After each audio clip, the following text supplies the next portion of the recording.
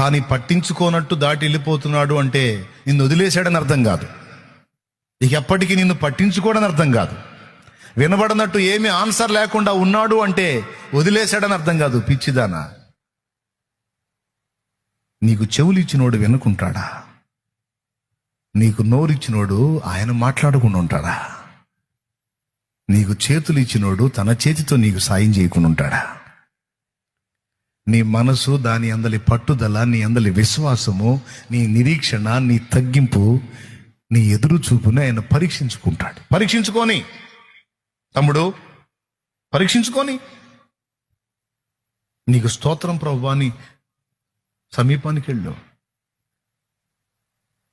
నువ్వు వినటం లేదు అని నేను అనుకోను ప్రభా, నువ్వు వినట్లేదు అని నేను అనుకోను. నాకు చెవులు ఇచ్చినోడివి, నువ్వు వినవా? నువ్వు వింటావు, కానీ ఎందుకో మౌనంగా ఉన్నావు. దేవా, నన్ను పరీక్షిస్తున్నావా? వెంటనే సహాయం పొందడానికి అర్హుడిని కాదా, అర్హురాల్ని కాదా?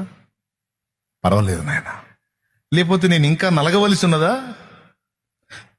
నా ఆర్తధ్వనులు ఇంకా నీ చెంతకు చేరవలసి ఉన్నదా?